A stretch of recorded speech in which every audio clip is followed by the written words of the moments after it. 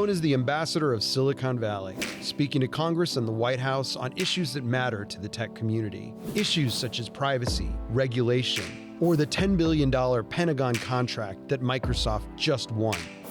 Having spent 26 years of his career working at Microsoft alongside Bill Gates, Steve Ballmer, and now Satya Nadella, Brad Smith has had a front row seat to some of the company's biggest milestones. He's now focused on spreading the message beyond Microsoft's campus with a new book, Tools and Weapons: The Promise and the Peril of the Digital Age. I'm Tom Giles in for Emily Chang.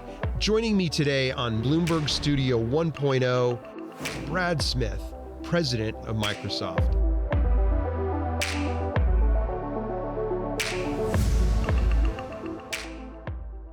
Brad, thanks for being with us today. A lot of the last year has been spent talking about and spilling ink over this complex relationship between the US and China. I'd like to hear more about your concerns about the way this is playing out between the US and China and what impact that could have on US technological leadership on a global arena. The U.S. is the digital technology leader in the world today, but I think one of the important things for all of us to remember is that we don't actually invent or create technology by ourselves. If you buy an American technology product, a product that is made by an American company, in all probability it consists of inventions that came from Silicon Valley as well as Bangalore and Beijing and Dublin and London, Toronto and Melbourne and the like. We need to continue that. If we were to try to construct a new digital iron curtain down the middle of the Pacific, in all probability we would hold ourselves back rather than hold someone else back. We need to keep that in mind. What happens when there's theft of intellectual property? We will, in all probability, have a new generation of technology export control rules in the United States. That's sensible. But they're going to need to work differently from the way they've worked in the past. In sensitive areas, technology that could have more important military uses, for example. You're still dealing with technology that may have important civilian uses as well, so-called dual uses. We'll need a regulatory regime that focuses on how the technology is being used, who the users are. Only by doing that can we protect national security while promoting economic competitiveness. Part of your discussion focuses on the different ways US consumers and Chinese consumers use technology, and you have some interesting and colorful examples. It goes to the multifaceted nature of the US-Chinese technology relationship. On the one hand, there are frustrations that American companies have about a lack of market access, and I think those are legitimate frustrations as we describe. But at the same time, we shouldn't overlook the fact that there are times when Chinese consumers simply have different preferences. I think you can look at the challenges that a company like Amazon or a company like Google has had in China, and that part of it, at least, relates to formidable local competitors that moved in some ways in a different direction to meet the tastes of Chinese users. There's a lot of inward-looking nationalism, a rise of populism, areas where leaders are playing on xenophobia. What gives you hope that in an era like that, we can achieve the kinds of cooperation that are going to be needed to achieve these changes? Well, the thing that gives me hope, as we describe here, are the shoots coming out of the ground, the progress that we're making in certain areas. Cybersecurity is certainly one of them. We've championed this as a company. We believe that we have to bring people together to protect the cybersecurity of countries around the world, to protect our democracies from cyber attacks. I want to bring things a little bit closer to home. We're in an era where we're seeing increasing activism on the part of tech employees who for many years traditionally, not always, have really kind of gone along with the vision of the leaders and the entrepreneurs who got these companies off the ground. As tech gets bigger and becomes involved in more areas of the world and society, selling technology, for example, to governments and militaries, we're seeing the tech industry and employees of the tech industry really start to voice their concerns more vocally, and you've encountered it at Microsoft as well. What we found is the first thing we need to do is really engage with employees. We need to listen to them. We need to understand their concerns. One of the things we found is even when we conclude that a group of employees may not have the right answers, they're often asking the right questions. And if we sit down and actually push ourselves a little bit harder to understand the concerns and think about those questions, we're able to develop a principled path. And I do think in the world today, you need a principled path. And so, for example, we've said on an issue like selling technology to the US military, we believe that's important for us to do. We want the people who defend our country to know that we have their back. But we're also going to use our voice as a corporate citizen to address the new issues around something like the ethics and human rights implications of artificial intelligence and weapons. It is a journey. It is not something that is, one and done in a month or a quarter. But I think it's part of a new relationship with employees, and a lot of good can come from a deeper relationship. Satya obviously brought this spirit of innovation and a real growth mindset to the entire part of the company, and perhaps most especially our product development and our engineering. And I think you see this renaissance of innovation.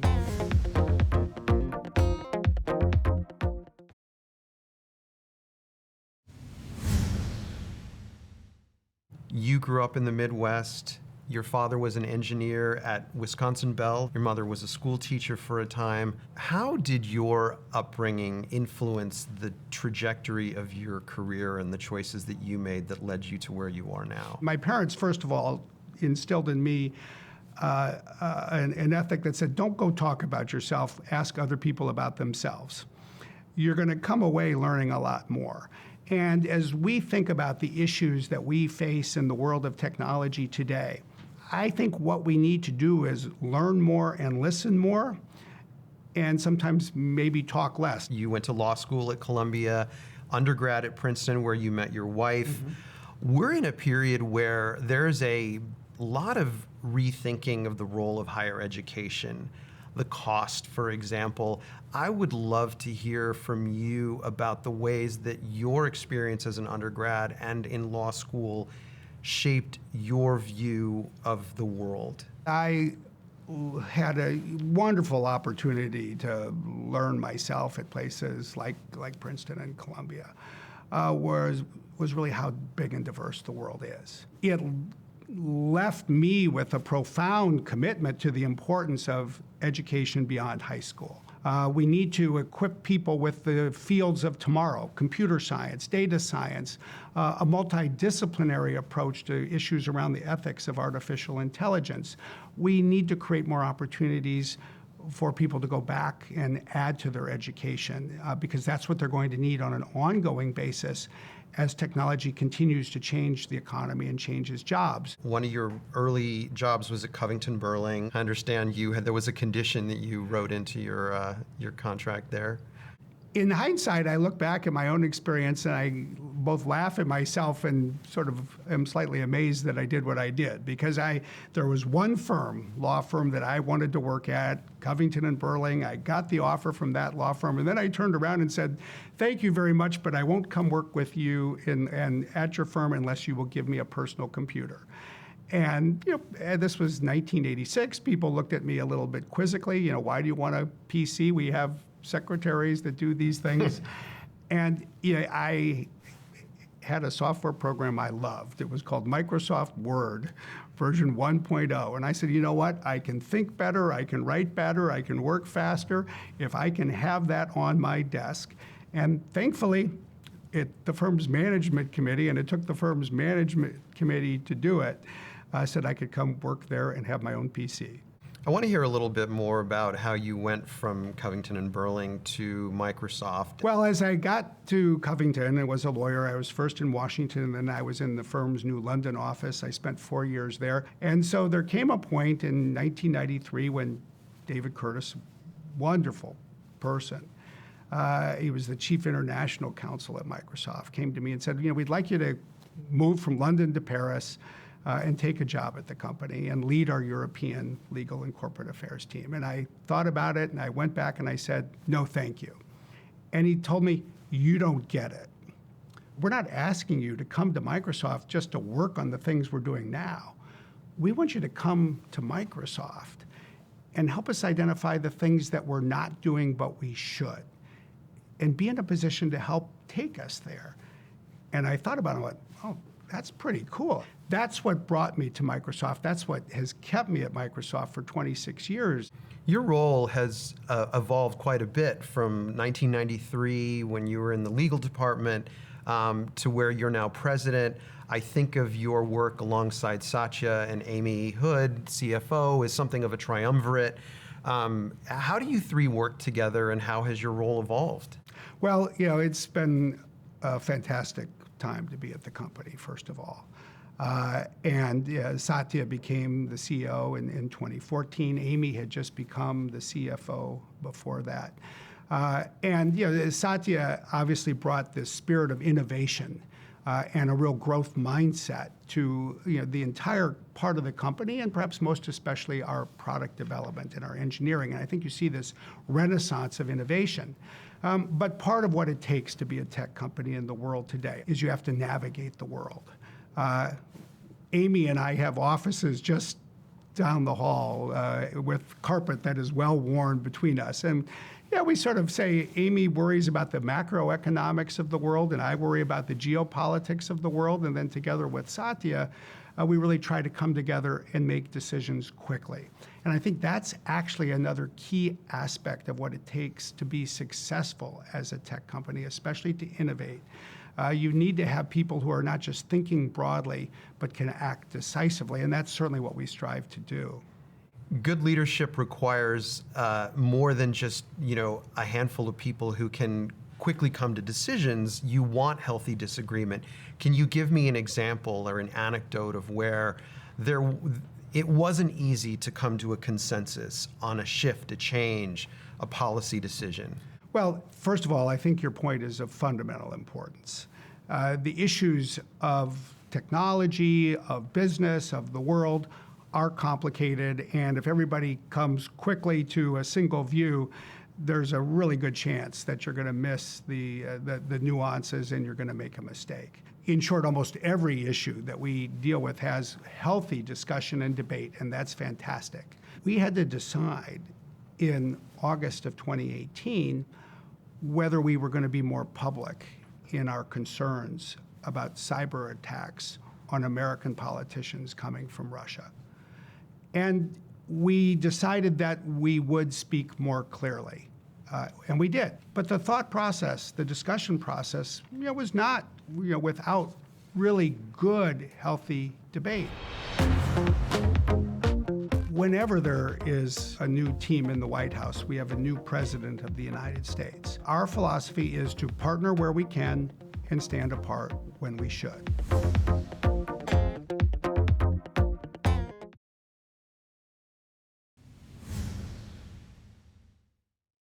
I want to look ahead to the future. Transitioning on that theme of immigration, that's one of these areas where Microsoft's values, and the ones that you and Satya and others have articulated, have put you at odds with the current occupant of the White House. We really seek to provide a candid perspective on what we've thought about and gone through as a company in addressing issues like immigration.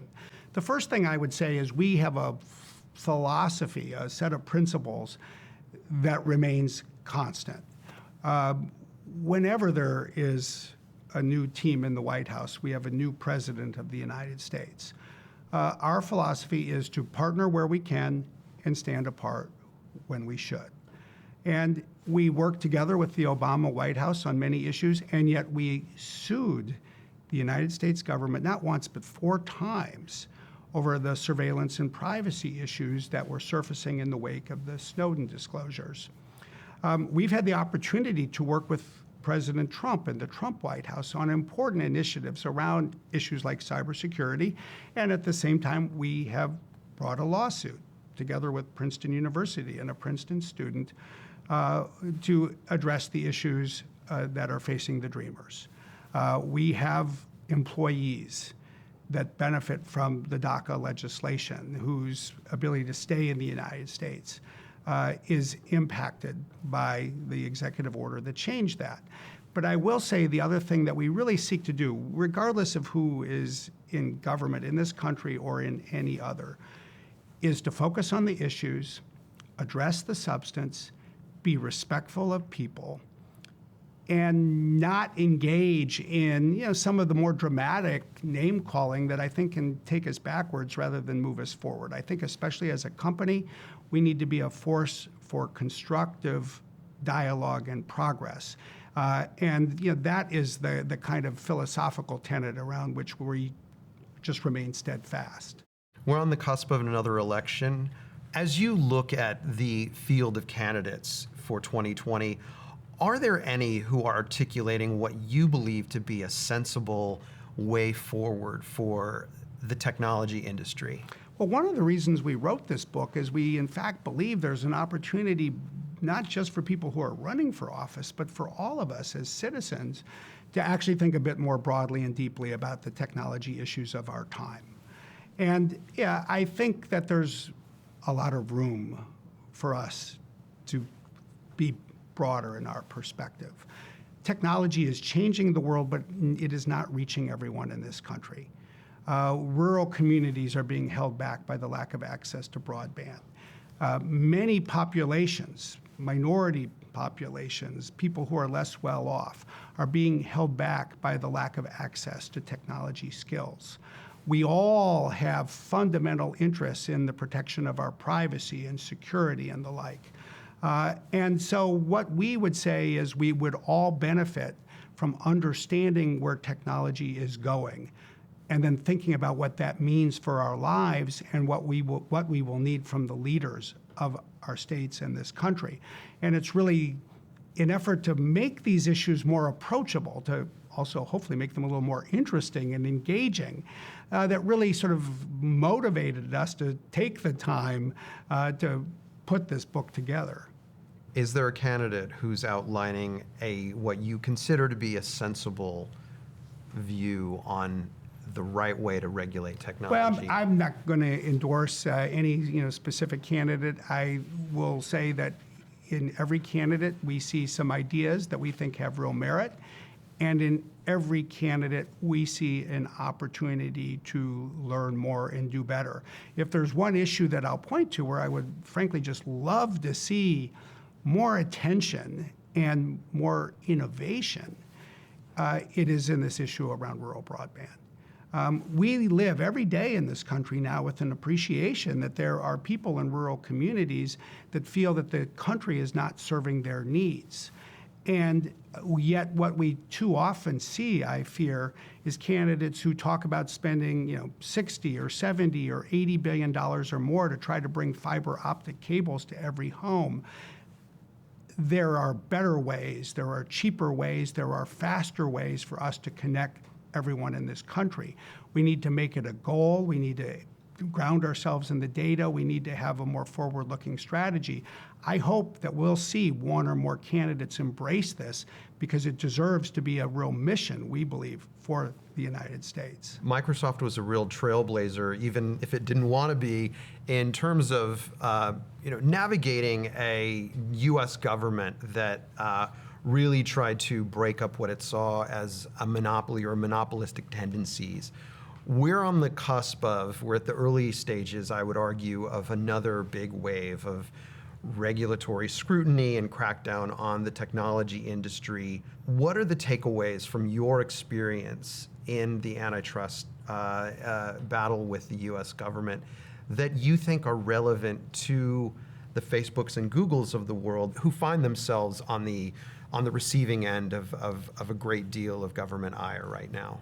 It's so important to understand the concerns that people have, the problems that they want to see solved.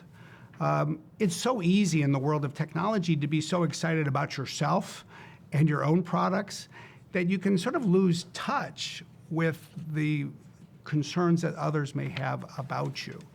And we learned in some ways the hard way about the importance of getting out and listening and connecting and then working to solve problems.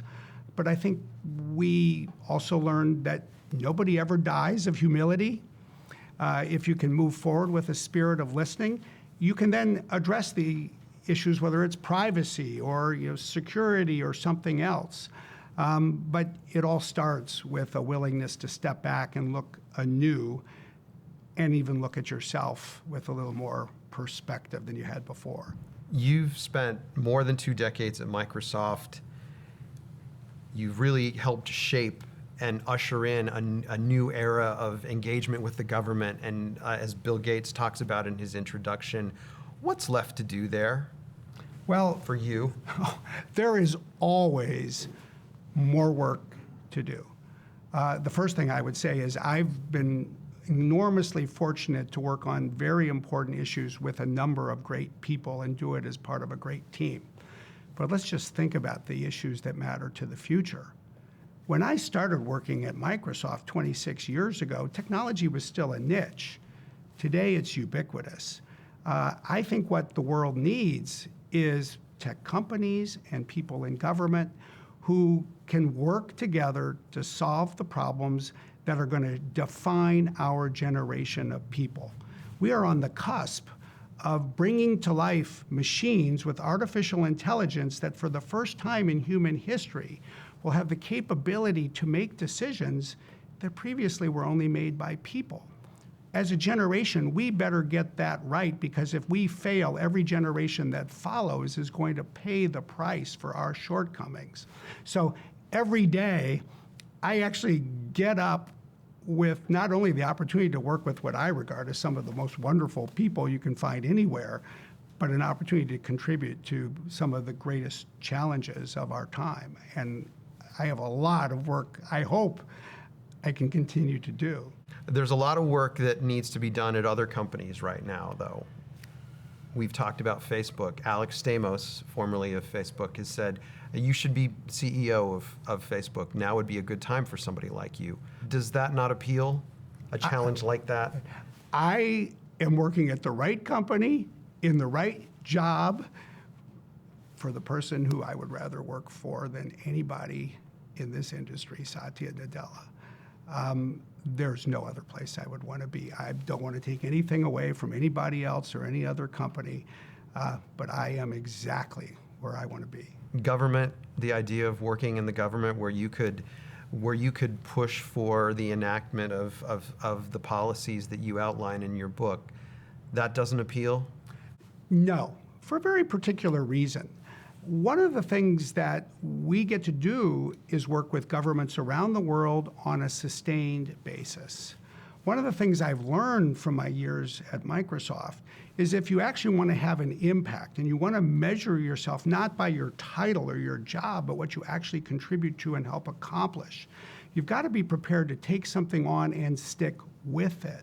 You've got to have a long-term vision.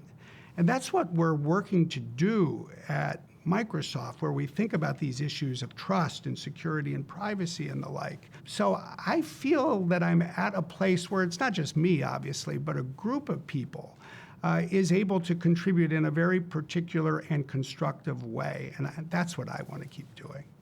Brad Smith, Microsoft president, thank you so much for joining us today on Bloomberg Studio 1.0. Thank you.